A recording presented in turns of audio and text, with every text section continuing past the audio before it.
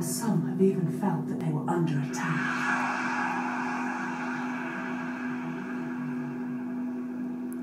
Could it be that all the digging and delving into the fabric of this building has disturbed some of the spirits of its former inhabitants? What do you think? What do you feel? Let's move on. Go to the door on the other side of the room. I want to show you something.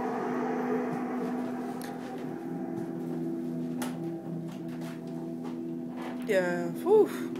I like this one.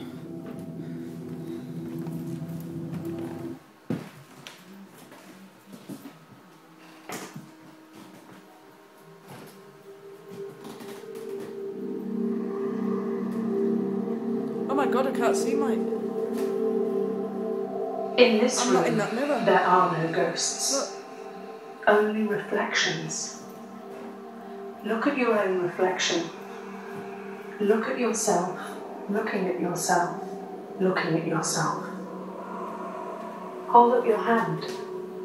See how your images hold up their hands too.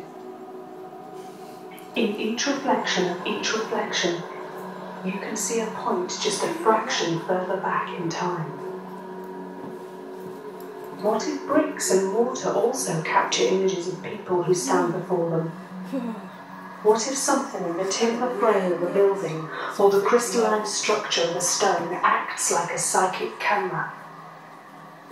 If it's dark, if it's quiet, if you are silent and sensitive, you can see what has gone wrong before.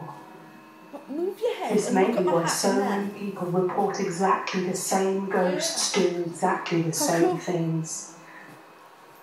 Are all ghosts chained by the walls around them? Or do some move from place to place? Look at the strange faint image of yourself on the curved wall. You are being scanned by a system of polycontrast interference photography. A method of monitoring the ethereal world developed by Professor Harry Oldfield. Dr. Oldfield's work expands on the tradition of Kernian photography, designed to depict the aura of a living being. Here, on this wall, you are seeing neither your temporary flesh nor your eternal spirit. You are witnessing what many might call your spectral form. I see a world. While you are alive, it moves as you move. What happens to it after you leave this world? Does it depart too? Or might it remain to wander aimlessly between the land of the living and the realm of the dead?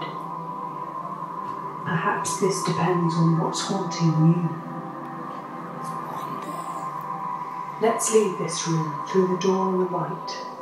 It's time to look more closely at what's haunting this house. After you? Oh yeah. Door on the right. Smart. This one, innit? Yeah.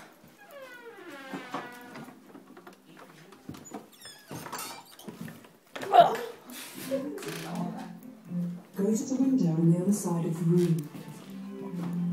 Look up at the ceiling.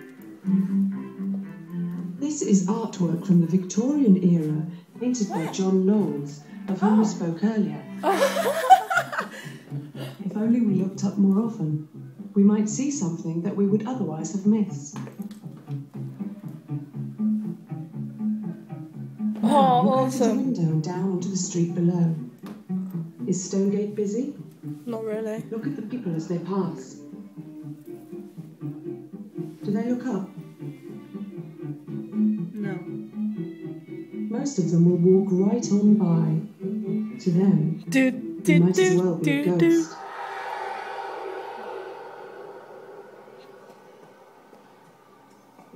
Dick Turpin, the famous highwayman and horse rustler, walked this very street in the 1700s and was paraded before the people on a makeshift cart as he made his final journey to the gallows. Guy Fawkes of the Gunpowder Plot was born on Stonegate in 1570. Oh no, it's clear now, but it won't. Some say the tradition of paying for the guy began with hungry street urchins begging on the blurry now. cobbles below. We've got to get something in the Ouija board room. Look to your right, up the street towards the minster. A few doors up is 41 Stonegate, home to the ghost of a small child from the 1800s who fell to her death through the stairwell. There have been reports of tuggings at shoelaces, valuable antique objects being moved from one locked glass cabinet to another, and a little girl in full Victorian dress has been seen in the shop front on numerous occasions. Now look to your left, the other way. The other You will way. see a sign that hangs across the width of the street, joining the buildings on one side So of the blurry. road to the buildings on the other. It's drawing your attention to the Old Star Inn, a pub set back behind Stonegate itself. It's only accessible through an alley, one of York's many haunted snickleways. The Old Star Inn dates back to 1644, and the cellar is believed to date back to the 10th century. During the Civil War, the cellar was used as a makeshift operating room for the wounded. And in those days, there was no anaesthetic. Bite down.